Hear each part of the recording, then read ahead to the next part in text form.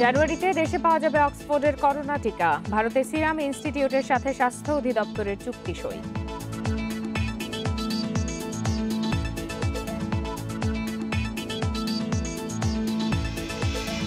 যুক্তরাষ্ট্রে ফাইজারের টিকার প্রয়োগ শুরু হচ্ছে আগামীকাল। প্রথম সপ্তাহে 50 রাজ্যে দেয়া হবে 30 লাখ ডোজ ভ্যাকসিন।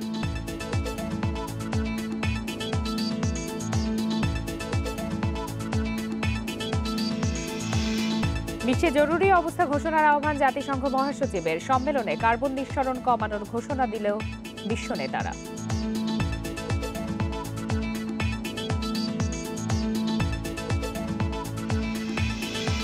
সংঘাত নয়, রোহিঙ্গা সমস্যা আলোচনার মাধ্যমে সমাধান করা হবে বললেন প্রধানমন্ত্রী। আঘাত এলে প্রতিরোধে প্রস্তুত দেশ।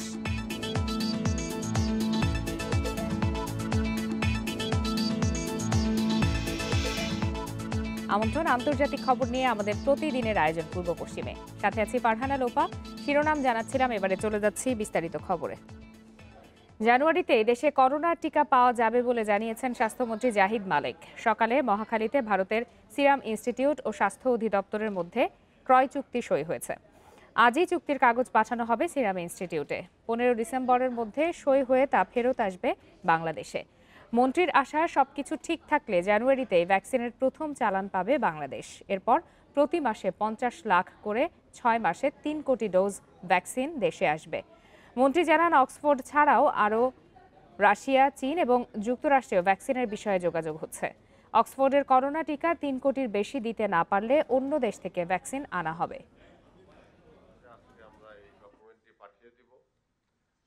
ডিজি মহোদয় এবং ভ্যাকসিনকোর কর্মকর্তারা সই করলেন।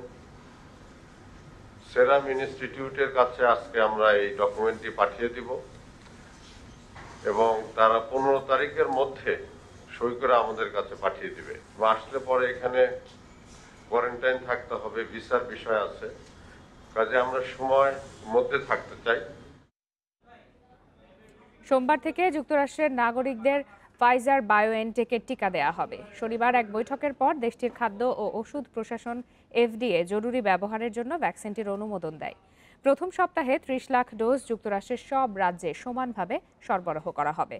টিকা সরবরাহের দায়িত্বে থাকা মার্কিন সেনাবাহিনীর কর্মকর্তা জেনারেল গুস্তাভ পার্না গতকাল শনিবার এক সংবাদ সম্মেলনে এসব তথ্য জানান। কর্মকর্তারা জানিয়েছেন, জরুরি ব্যবহারের জন্য এই ভ্যাকসিন অনুমোদন করা হয়েছে। প্রথম 30 লাখ ডোজ ভ্যাকসিন এই সপ্তাহের মধ্যে 50টি অঙ্গরাজ্যের সবগুলোতে পৌঁছে দেওয়া হবে। আগামী 24 ঘন্টার মধ্যে 145টি হাসপাতালে ভ্যাকসিনটি পৌঁছানো হবে। শুক্রবার মার্কিন ওষুধ প্রস্তুতকারী প্রতিষ্ঠান ফাইজারের টিকা জরুরি ভিত্তিতে ব্যবহারের অনুমোদন দেয় যুক্তরাষ্ট্রের খাদ্য ও ওষুধ প্রশাসন এফডিএ। তারপরেই দেশজুড়ে টিকা পৌঁছানোর কাজ শুরু হয়। এই টিকা 16 বছর বা তার বেশি বয়সীদের দেয়া হবে বলে জানিয়েছে এফডিএ।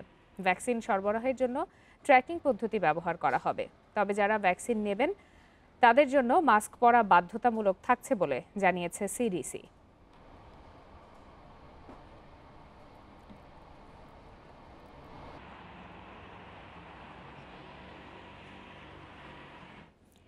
এদিকে করোনার টিকার কার্যকারিতা ও পার্শ্ব প্রতিক্রিয়া নিয়ে নানা ধরনের গুজব ছড়াচ্ছে সামাজিক যোগাযোগ মাধ্যমে। এসব তথ্য ছড়ানোর জন্য টিকা বিরোধীদের দায়ী করা হচ্ছে। যথাযথ তথ্য প্রমাণ ছাড়াই এ ধরনের গুজব করোনার প্রতিষেধকের গ্রহণযোগ্যতাকে প্রশ্নবিদ্ধ করতে পারে বলে শঙ্কা বিশেষজ্ঞদের। যুক্তরাষ্ট্রের টেক্সাসের প্র্যাকটিসিয়া ফাইজার বায়োএনটেকের উদ্ভাবিত করোনার টিকার ক্লিনিক্যাল ট্রায়ালের স্বেচ্ছাসেবক। অক্টোবরের পর হঠাৎ অসুস্থ বোধ করেন, পায়ে প্রচণ্ড ব্যথা শুরু হয়। প্রথমে জুতার কারণে পায়ে ক্ষত হয়েছে বলে ধারণা করেন তিনি। পরে 2 পায়ে একই ধরনের ক্ষত দেখা দিলে চিকিৎসকের কাছে যান। পরে ডাক্তার তাকে জানান ওষুধের পার্শ্ব প্রতিক্রিয়ার কারণে পায়ে ক্ষত হয়েছে। এর মাত্র 5 দিন আগেই করোনা টিকার দ্বিতীয় ডোজ নিয়েছিলেন প্র্যাকটিসিয়া। পায়ের চিকিৎসায় প্র্যাকটিসিয়ার প্রচুর অর্থের দরকার হয়। সেজন্য তাকে গোফান্ডমি পেজে অর্থ সংগ্রহের উদ্যোগ নেয় তার এক আত্মীয়। আর সেই পেজের কারণে সামাজিক যোগাযোগ মাধ্যমে করোনার টিকায় স্বেচ্ছাসেবকের বিরূপ পার্শ্ব প্রতিক্রিয়া হয়েছে বলে ভাইরাল হয়। মুহূর্তে তা ছড়িয়ে পড়ে বিশ্বজুড়ে ধর্মভিত্তিক ও অ্যান্টি ভ্যাকসিন ফেসবুক গ্রুপে। একজন ঘটনাটি ওই পেজে দিয়েছিল এবং মুহূর্তের মধ্যে তা ভাইরাল হয়ে যায়। মানুষ আমার ছবির অপব্যবহার করে ভ্যাকসিন নিয়ে মিথ্যে গল্প রটাচ্ছে। and I am totally pro-science. এমনকি এই সময়ে প্র্যাকটিসিয়ার গল্প তুলে ধরতে চায় ইউটিউব চ্যানেলগুলো, কিন্তু পরে জানা যায় প্র্যাকটিসিয়াকে করোনার টিকাই দেওয়া হয়নি, বরং তিনি পেয়েছিলেন প্লাসেবো, যাতে টিকার কোনো উপাদান নেই। বিভিন্ন প্রতিষ্ঠানের কক্সবাজার আদালতে মেজর সিনহা হত্যার অভিযোগপত্র দাখিল করেছে র্যাব। এ বিষয়ে আরও বিস্তারিত জানাতে এই মুহূর্তে রাজধানীর কারণ বাজারে মিডিয়া সেন্টারে ব্রিফ করছে র্যাবের গণমাধ্যম শাখার পরিচালক লেফটেন্যান্ট কর্নেল আশিক বিল্লাহ। আমরা সরাসরি চলে যাচ্ছি তার বক্তব্যে।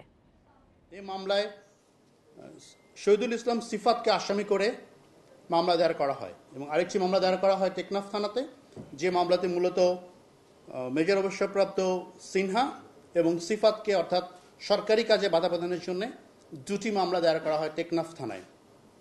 এবং রামুতে যে মামলাটি দায়ের করা হয় শিপ্রা দেবনাথেরকে আসামি করে রামু থানাতে পরের দিন অর্থাৎ 1 তারিখে মামলাটি দায়ের করা হয়। বিজ্ঞ আদালতের সদয় নির্দেশক্রমে র্যাব এই 3টি মামলারও তদন্তভার পরিচালনা করেছে। আপনারা নিশ্চয়ই জানেন ইতিমধ্যে এই মামলা 3টির চূড়ান্ত রিপোর্ট, যেটাকে বলা হয়ে থাকে ফাইনাল রিপোর্ট, ইতিমধ্যে বিজ্ঞ আদালতের নিকট তদন্তকারী কর্মকর্তা উপস্থাপন করেছেন। 3টি মামলার ক্ষেত্রেই যে অভিযোগগুলো উত্থাপিত হয়েছিল সকল অভিযোগ মিথ্যা প্রমাণিত হওয়ায় এবং মামলার সপক্ষে কোনো সাক্ষী প্রমাণ না থাকার কারণে তাদেরকে দায়মুক্তি দেওয়ার জন্য বিজ্ঞ আদালতের নিকট তদন্তকারী কর্মকর্তা ইতিমধ্যে চূড়ান্ত প্রতিবেদন দাখিল করেছেন। সবচেয়ে গুরুত্বপূর্ণ যে মামলাটি ছিল, এই মামলাটি মেজর অবসরপ্রাপ্ত সিনহা মোহাম্মদ রাশেদ খানের আপন বড় বোন একটি মামলা দায়ের করেন টেকনাফ জুডিশিয়াল কক্সবাজার টেকনাফ আদালতে। এই মামলাটি বিজ্ঞ আদালতের নির্দেশক্রমে র্যাবের নিকট হস্তান্তর করা হয়। আমি শুরুতেই একটি বিষয় আপনাদেরকে জানিয়ে রাখতে চাই, সেটি হচ্ছে এই মামলাটি যেটি একটি হত্যাকাণ্ড মামলা, এই মামলাটি বিজ্ঞ আদালতের নির্দেশক্রমে র্যাবের একজন অত্যন্ত অভিজ্ঞ, অত্যন্ত দূরদর্শী সম্পন্ন, একজন পেশাদারী এবং একজন নিষ্ঠা ও সততার সম্পন্ন একজন পুলিশ কর্মকর্তা, সহকারী পুলিশ সুপার জনাব মোহাম্মদ খায়রুল ইসলাম এই মামলাটি সম্পূর্ণ নিরপেক্ষভাবে, প্রভাবহীনভাবে এবং অত্যন্ত পেশাদারিত্বের সাথে এই মামলাটির তদন্ত কাজ পরিচালনা করেছেন। ইতিমধ্যে আজ এই মামলার অভিযোগপত্র বা চার্জশিট বিজ্ঞ আদালতের নিকট উপস্থাপন করা হয়েছে। এই মামলায় সর্বমোট 26 পৃষ্ঠার একটি অভিযোগপত্র দায়ের করা হয়েছে এবং এই মামলাটি তদন্ত করতে তদন্তকারী কর্মকর্তা সর্বমোট 4 মাস 10 দিন সময় নিয়েছেন, অর্থাৎ 130 দিনের মধ্যে এই মামলাটির অভিযোগপত্র বিজ্ঞ আদালতের নিকট উপস্থাপন করা হয়েছে।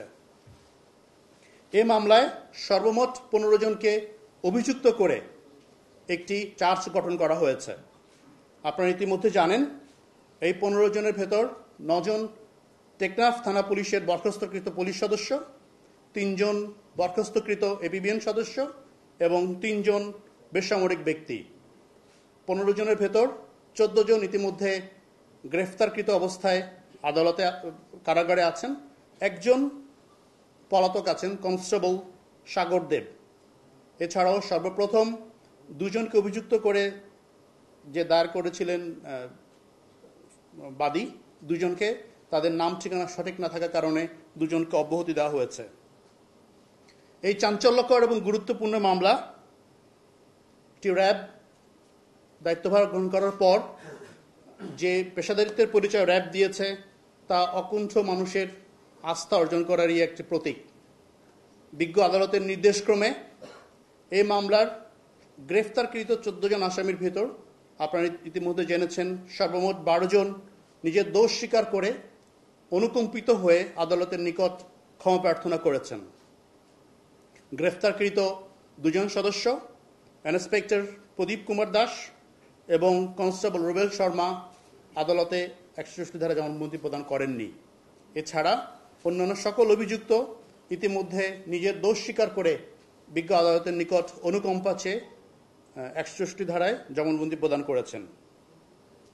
তদন্তকারী কর্মকর্তা তার দীর্ঘ 4 মাস 10 দিন তদন্তকালে সর্বমোট 83 জন সাক্ষীকে উনি এই মামলায় অন্তর্ভুক্ত করেছেন।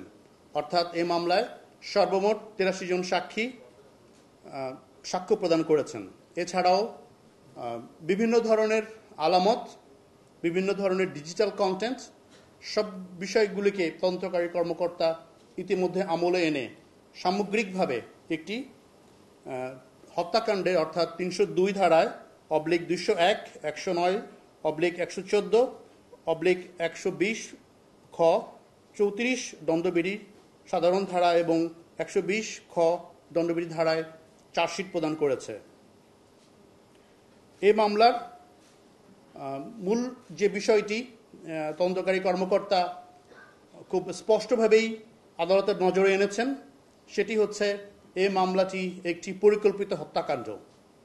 এই মামলাটি তদন্তকারী কর্মকর্তা বিভিন্ন পর্যায়ে বিভিন্ন ধরনের সাক্ষী, প্রত্যক্ষদর্শীদের সাক্ষী, আলামত এবং আসামিদের জবানবন্দি সহ বিভিন্ন ধরনের তথ্য উপাত্ত সংগ্রহ করে এই মর্মে বস্তুনিষ্ঠভাবে নিশ্চিত হয়েছেন যে ঘটনাটি ঘটেছিল 31 তারিখ 9:25 বারছড়া তদন্ত কেন্দ্রে। এটি একটি পরিকল্পিত হত্যাকাণ্ড। এই হত্যাকাণ্ডের মূল পরিকল্পনাকারী টেকনাফ থানার তৎকালীন ভারপ্রাপ্ত কর্মকর্তা ইন্সপেক্টর প্রদীপ কুমার দাস।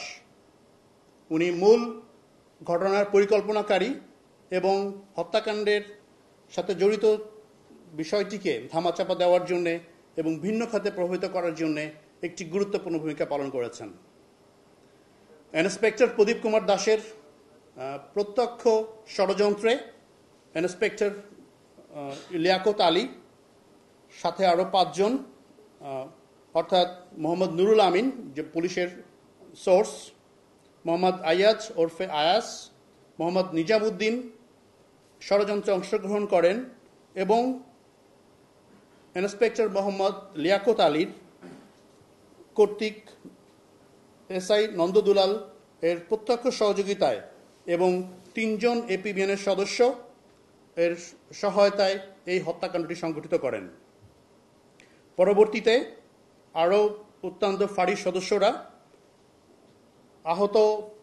ওই সময়কার আহত মেজর অবসরপ্রাপ্ত সিনা মোহাম্মদ রাশেদ খানকে মৃত্যু নিশ্চিত করা এবং ঘটনা প্রবাহের সাথে প্রত্যক্ষভাবে জড়িত থাকার কারণে এসআই লিটন মিয়া, কনস্টেবল সাফানুর করিম, কনস্টেবল কামাল হোসেন আজাদ, আবদুল্লাহ আল মামুন হত্যাকাণ্ডের সাথে জড়িত এবং ঘটনাকে ভিন্ন খাতে প্রভাবিত করার জন্যে ইন্সপেক্টর লিয়াকত এবং ইন্সপেক্টর প্রদীপ কুমার দাসকে প্রত্যক্ষভাবে সহযোগিতা করেছে।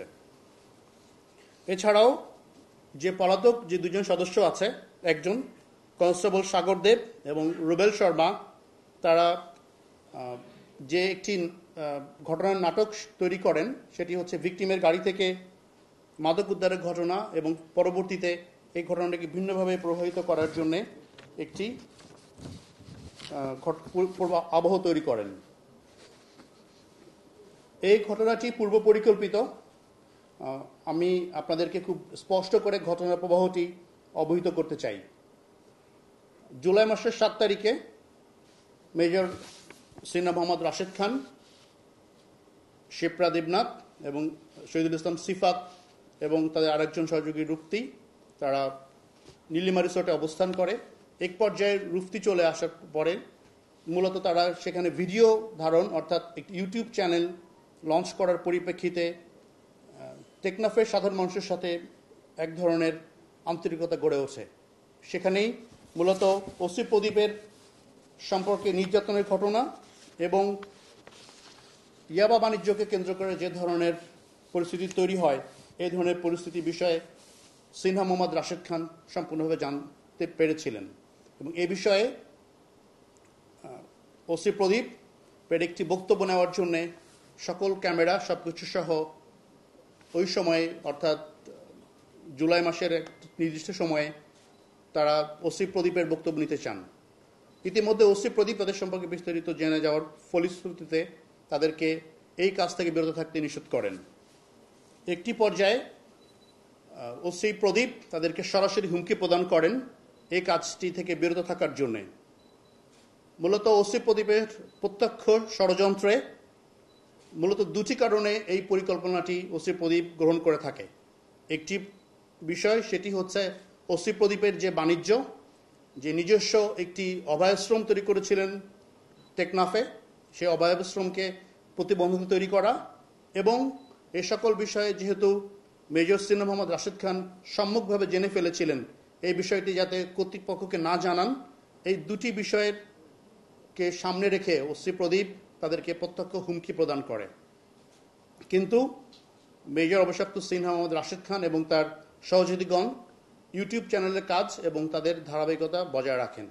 ফলশ্রুতিতে ইন্সপেক্টর লিয়াকত এবং ওসি প্রদীপ সহ অন্যান্য সোর্স সহ এই ধরনের একটি ন্যাক্কারজনক ষড়যন্ত্রে লিপ্ত হন। আপনারা নিশ্চয়ই জানেন, ইতিমধ্যে এই মামলাটির চার্জশিট বিজ্ঞ আদালতের নিকট উপস্থাপন করা হয়েছে। এখন বিচারিক প্রক্রিয়ার মাধ্যমে এই মামলাটির পরবর্তী কার্যক্রম চলমান থাকবে।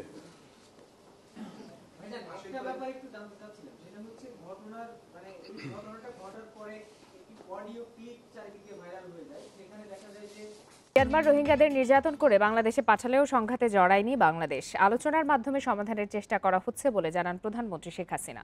তবে দেশের প্রতি কোনো আঘাত এলে প্রতিরোধ করা হবে।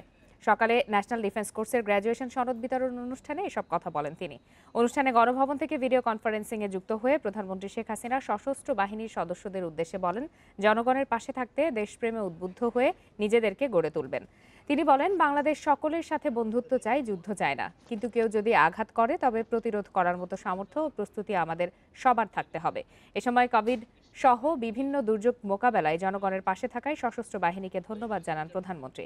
২৬ জানুয়ারি শুরু হওয়া এনডিসি কোর্সে এবার অংশ নেয় সেনা, নৌ, বিমান, পুলিশ সহ বিভিন্ন দেশের ৮২ জন কর্মকর্তা। শেষ করছি আজকের পূর্ব পশ্চিম। ধন্যবাদ সবাইকে।